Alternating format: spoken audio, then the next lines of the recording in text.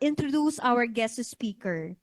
He received his Bachelor of Science in Electrical and Electronic Engineering from Khulna University of Engineering and Technology, Bangladesh in 2013, and his Master of Science in Electronic Engineering from IIUM, Malaysia in 2019. He completed his PhD in Electrical Engineering at University Malaya, Malaysia in 2024, supported by the Malaysian International Scholarship. Currently a lecturer at University of Malaya, and he previously worked as a power engineer at Huawei Technologies Bangladesh Limited. He has published extensively in top-tier journals and conferences, earning Best Paper Awards. His research focuses on applied electromagnetics antennas, microwave components, RFID, RF electronics, and transdisciplinary studies, and he reviews for prestigious IEE journals. Ladies and gentlemen, let's give a round of applause to Dr. S.M. Kaiser Azam, lecturer from the Department of Electronic Engineering, Faculty of Engineering, University, Malaysia. A round of applause, please.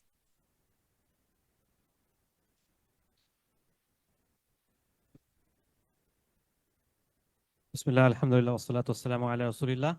Assalamu alaikum and good afternoon. I can't remember the exact word in Philippine, good afternoon. I think it's magadang hapon po. Is that so, yeah?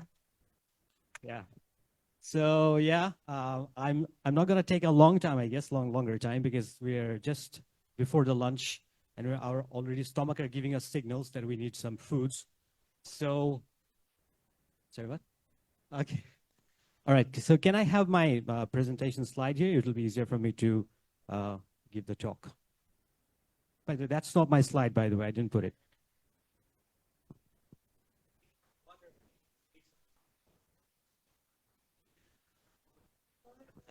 Yeah, that's correct. That's correct. All right. So I named it because I'm from a different background than most of you are sitting here. Because I'm from the AI innovation technology, mostly from emerging technology side. So what I try to, mostly when we talk to an engineer or technical person, then he sounds like robot or maybe a mechanic guy person. He doesn't use the terminologies, words that doesn't sound human. So I'll try my best to speak like a human to you. So I named my talk as the Beyond Connectivity, and what I mean by that I'll explain later. Shaping a smart life with antenna. So you see that this mic is not operating sometimes good. It loses sometimes the signal. It's wirelessly connected. So right now we are attending a conference here, as like a kind of summit, which is even in hybrid mode. People are overseas, they're still attending, and we are here, we're also attending. This wouldn't have been possible, we couldn't even imagine, maybe 10 years back. Like, how could this be possible, right? So all of this connectivity based on one device in engineering that is called antenna. And I think we all have some sort of idea about antenna, what it is. In our television, maybe in our rooftop, we see it. So antennas are a lot of types. But nowadays, you see your mobile phone, maybe a smartwatch can even detect your heart rate and many things. So antennas are not just within the domain of connectivity, it's beyond that. So my purpose here is to a little bit of give you a glimpse about that idea. It is beyond connectivity. So my name is Kaiser. I'm from Electrical Engineering Department of University of Malaya here. Can we move forward? Yeah.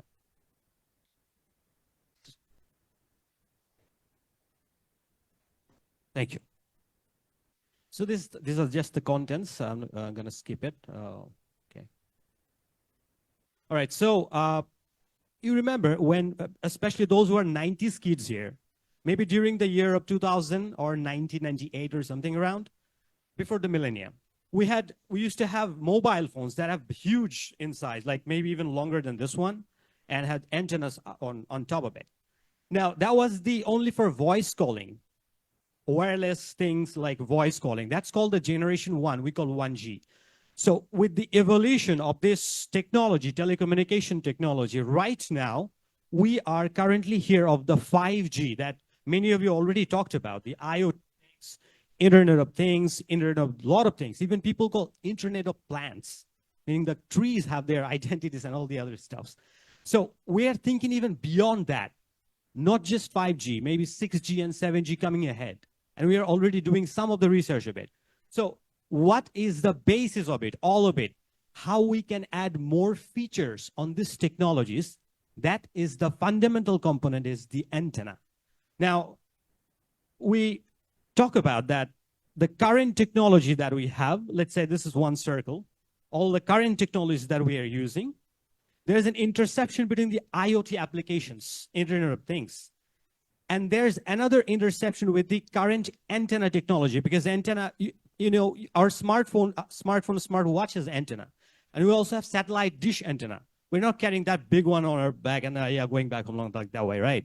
So antennas have different technologies. So there's a small intercept in the very right in the middle, you can see. This is where our focus is, that how diversely we can use the antenna technology for different sort of benefits in our smartification of life. So if we talk about I'm not going to discuss this because this is robotic terms, not human terms, but these are some of the basic parameters that antenna can be manipulated to use it in any sort of smart application. So we as engineers or from expert in engineering background, we play with these parameters and to align the antenna application for our desired things. So you can see from our individual life to the collective life, wherever we are using right now, we have so many features than our grandfathers and fathers. Right now we have smart clothes, smart socks, smart shoes, so many things. We are trying to be smarter and smarter using all this smart technologies. And we also have the smart community, let's say smart city, even smart, let's say we call it smart reality, augmented reality, everything. What's the basis? As I said, the antenna. Now, you see the smart life and antenna sensors. So antenna is no longer been limited to antenna. It's been being as a sensor device. So this is an interesting picture. You see, currently, we all know Cristiano Ronaldo, I guess, right? Cristiano Ronaldo. By the way, I'm not a fan of it, so Messi fan, don't be judgmental to me. So Cristiano Ronaldo, his biomechanical activities being monitored, let's say, I think 6 or 7 years back, using some small sensors and ports on all over his body. And that was basically the idea of smart garments. So you can see all the clothes that we wear. It all can be applied as something sensing device. Let's say you have a pain inside your body. And we want to know that where exactly the pain and what is the reason. So we can monitor it. We can identify the cause without even hurting you, without even a single drop of bloodshed. That's possible because of this technology, the smart antenna sensor technology. So how it happens?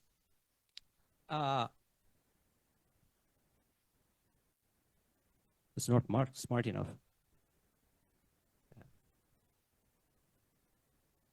All right. Yeah, so, yeah. Now you see that the application areas are like the medical applications. Let's say currently, let's say diabetic detection. What is your diabetic level right now? My parents both are diabetic patients. So every 2-3 days, we perforate their fingers, take a drop of blood, and it's really hurting. It's not so easy thing to do. I mean, it's sort of painful. We want to erase that pain. How it's possible? This sensor technology. That's a medical thing. Another thing, you have sports. As I said, Cristiano Ronaldo or any favorite player that you name them. Then the fashion. Let's say I made a kind of cloth. It doesn't look so fashionable. I can see people all of you come here wearing good clothes. So we want to look better, right? Not just because of technologically we're advanced. It doesn't make that sense that I wear something technologically advanced, but I look like maybe Robocop or Iron Man. Doesn't look good, right? So we also need to take a look at the aesthetic value as well. So the fashion thing is also, an important thing. The military application. You see the cap. A cap is worn by a military person. He is giving his position, his geographic position, to his base camp, just using the cap. So this is another technology we can apply here using this antenna sensor technology. So all of the stuffs are like the domain of application areas for smart garments. Now, this is an interesting thing. Now, in modern times, especially in our generation, most of the females, women, they are suffering from cancer, especially the breast cancer problem. So initially, they have a small tumor inside, and slowly it gets larger, and it becomes a source of cancer. So if we can early detect the cancer cell, meaning the small, then it's possible to avoid I should say the unwanted or unexpected death rate. So what currently the method that the doctors are using, the biomedical engineers are using, is a little bit of painful and invasive. So to avoid that, we use this smart garment technology like a medical undergarment to, this is the wave that are going is the electromagnetic wave to detect the exact location of the tumor and detect the stage of the tumor. Is it at the early stage or not? Something like that. That's another branch of area. It's called biomedical application. So I think I need someone's help.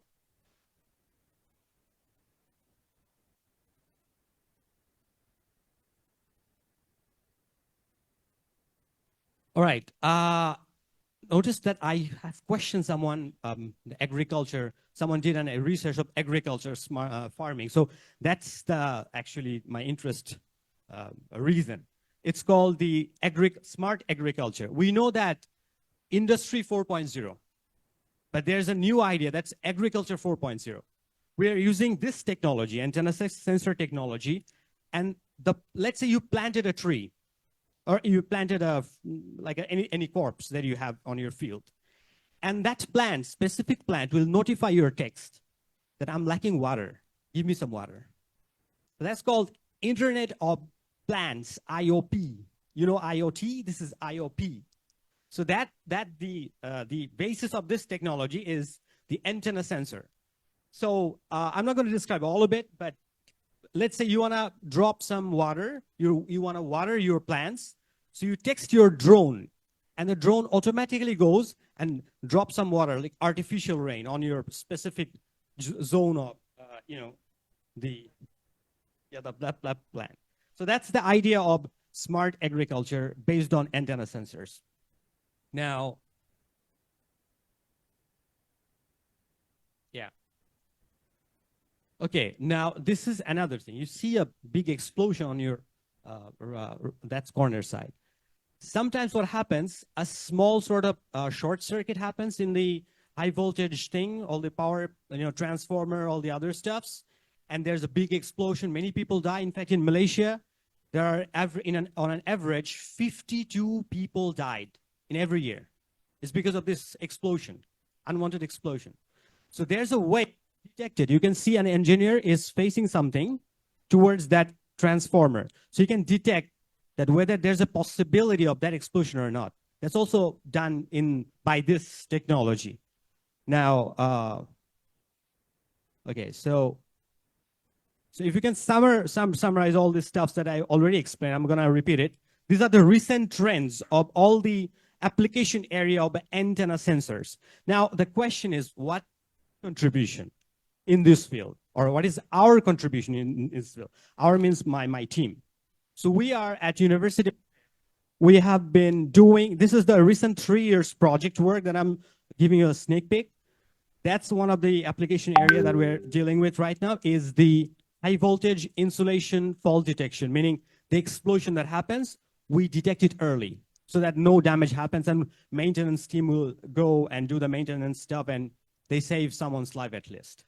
So that's one of the research area that's design product on that side, UHF sensor prototype you see. So it's a high voltage site we artificially made and did the experiment successfully and detected that unwanted explosion at the early stage to avoid the major accidents. And these are the two different things. although there's an intercept, biomedical sensing and imaging, and healthcare rehabilitation. So what happens, I give you a long story short. On that side, you see a flexible sensor, which can be used as your garment sticker. So that one wirelessly takes power. Let's say there's Wi-Fi in this room. So that small sticker will take power from the Wi-Fi signal, and it will operate by that power. So you don't need to plug in your smart garment. It'll automatically take power from all around. So that's one of our prototype device. And you can see that guy wearing that one on his behind. So that's one of our research, energy harvesting, we call it. Another is this is a flexible antenna sensor for breast cancer detection. So we did it over a human body and also on the chicken. It's like an implantable sensor within chicken flesh. So that's three of the that we have done recently successfully. And the publication that we did is some high impact journal publication based on these three projects in the last 3 years. So that's the thing we have done so far, and we have still some ongoing projects and some projects in the future. So I hope can relate this in a human perspective, but if you have any question, I'd really welcome. Thank you very much. Anyone have any question? I'll welcome it. Otherwise, we straight away go for lunch. I can see one. I'll give the worst one to you. Thank you very much, sir, for that very wonderful, Okay. interesting presentation on sensors. It has wide applicability, especially nowadays that we are in the Industry 4.0, as well as we are embracing AI, as well as other applications, just like presented agriculture. But I'm just what caught my attention is that, and a question in my mind is that what kind of signal or energy does that sensor that you have presented a while back is emitting? Does it emit frequency or what type of energy does it draw? Okay, for a layman understanding, I'm giving you an example. Let's say after the end of any, what do you call it, the presentation, everyone claps, right? Yeah. So how do you know that someone is clapping? Either you see that two hands It's a meet sound each energy. other. Yeah, So sound that's energy. an optical visual thing that you know. One signal, one type of signal. Yeah. Another is like you hear the sound. Another type of signal. These are the forms of signal. So another different form is called electromagnetic wave. Electromagnetic wave. Yeah, okay. So this technology is grounded on that wave. It's different from frequency. There's frequency, of course, in it. Yeah. But that frequency is not the same frequency of, let's say, the audio frequency, Yeah. or maybe the visual frequency. So all are the frequencies, but not for the same signal, different type of signal. What kind of signal is that? Yeah. It's the electromagnetic. Electromagnetic, we can't see it. Okay, because I noticed also on the presentation a while ago, you have presented there part of that circuit is a UHF. Yes, ultra high frequency. Is Yes. it a generator? It's kind of a range of frequency. That's called ultra high frequency. That's the reason why I'm asking, because I want to, as a follow-up question, is that what would be the advantage and disadvantage of this kind of technology, wherein we are now having broadband and just like the technology in the technology, Space, maybe, broadband through satellite. Yes. All have And- different frequency range. Okay. Yeah. All have different frequency range. Yeah. Okay. Thank you very much, sir. Thank you very much Very for good. a nice question. Yeah. Yeah. Welcome.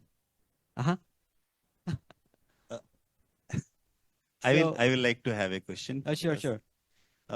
What is the application of these devices? Application of these devices. Real life application. Real life application is the one you're using, you and I.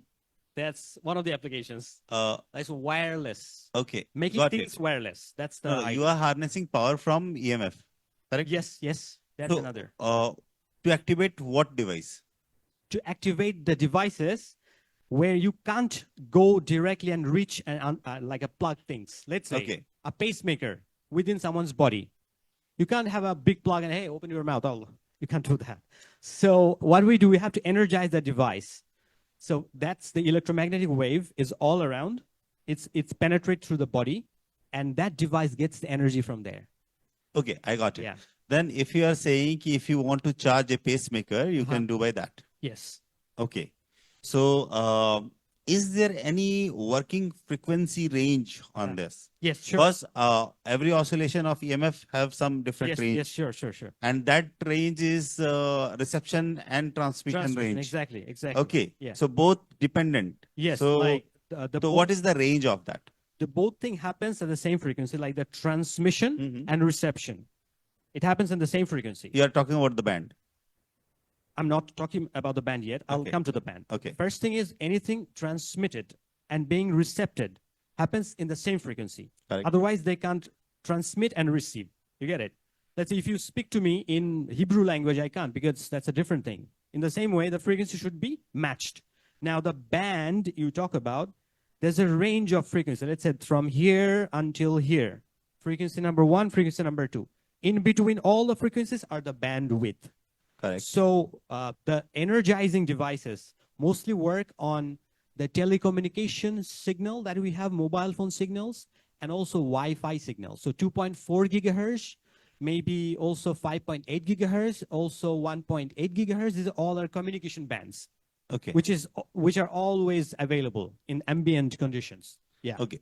So you are saying you can use any band, any communication band. communication Yeah. band. Okay. Yeah. Which is free available apart from the research and Yes, what you yes. say, defense. Yes, exactly, Okay. exactly. So one thing is this key you are getting one band Mhm. and working in a particular direction. Mhm. Okay. So what is the maximum charge it can attain from any of the wireless, from any of the EMF? You mean maximum energy that Yes, someone can yes, receive yes. for these devices? Yes. There's a federation called FCC Okay. that's in America. So they set a regulation. So Okay. it depends on what exact application you're referring to. If it's a biomedical, the power level is set into something. No, If I'm it's- not saying that. What is the implication? I'm not asking that. Okay, What it can attain? that's what I'm saying. That let's say I send a power and you receive a power. Let's say the strength of my voice is higher here than over there because something is like already decayed throughout the distance. So the EM wave has the similar thing. When it goes, it dissipates, it loses energy until it reaches the point, the receiver. So the received power there's a limit set by FCC that it Okay. can't be higher than that. If it's higher than that, it's bad for human like organs inside. So that's set by the FCC regulations. Yeah. Okay. Means you don't have a specific on this. This is just through the guidelines what you can. It's like the maximum is fixed. That is what actually I am Yes, asking. maximum is fixed. But if it depends on how much power is how much Wi-Fi signal you have. Whatever what the device is getting. Yes. No, no. Yes. I am asking what is the maximum power it can Okay, get. that's called a unit called dBm. Okay. That's 0 dBm. 0 means it's nothing, no. It's equivalent Okay. to some watts, like a microwatts. Okay. Okay. If you convert a dBm to microwatt, you'll get like around, I think, 60 dBm, something like it. Okay. 0 dBm until minus 120 dBm. That's the limit in Okay. between. Yeah. So I hope I have many, but I should connect you directly because I feel like you are closer to me. the rest of them are. I can answer something. At least I can answer someone. No, Manav, I actually genuinely I have many questions, so Okay. I will post you on a Sure, different sure. platform Even because I am we can looking have to the it during faces and they are lunchtime, yeah. looking to the watches. So I have just a question. I think hopefully the last question of this session. All right. So as this conference is more about education, technology, and so how these sensors or antennas can be utilized in education? Oh my God, that's a very expected question. I was that day invigilating in an exam hall, and they give us at University of Malaya attendance slip, and you have to manually do the task. It's so boring and so like taking time, long time. I was thinking kind of device, sensor, when the exam paper is already given and they have a kind of identification code and it's automatically detected by the reader that we have a kind of device called reader and no need to do that manually. Yeah, that's one of the applications, like the e-attendance system, or the students already entered even their position. Are they paying attention to the teacher or not? Even that's possible to detect using this technology. Are they feeling sleepy or yawning? Everything is possible. Yes, yes, sure. And I think Japan has already implemented that technology at some schools, Japan, if I'm not mistaken. Yeah. Luckily, I want to share the experience of Taylor's University. Yesterday, we do have the convocation. So basically, we don't have a list and the presenter to announce that this person is coming. So what they do when they come, they use, there is a Fingerprint? digital clock. Okay. They just touch and their name is pronounced. Yes. So now actually the technology is taking over. Yes, And exactly. someday they will be saying that they require no teachers. We hope that will not happen. Yeah. Because human, I truly believe, from an tech Yeah. background man, that I truly believe human abilities can be be replaced. It's Can- irreplaceable. Yeah. Yeah, obviously. Because you cannot have that human touch, Yes. empathy, and all those Yes. things. Yeah. We Thank- should humanize the technology, I believe. Yeah. We are becoming dehumanized. We should be humanized. Humanized. Yeah. Yeah, correct. Thank you. Thank you so much. Thank you very much.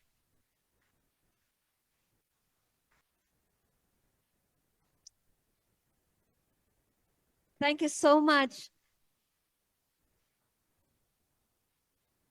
Thank you so much, Dr. Azam. I'd like to give my comments also because I am not really into engineering and Internet of Things because my background is all about tourism and hospitality. But I love hearing all those lectures, and it's like I went to other dimension, but at the same time, it makes me excited and it's really interesting. Thank you so much.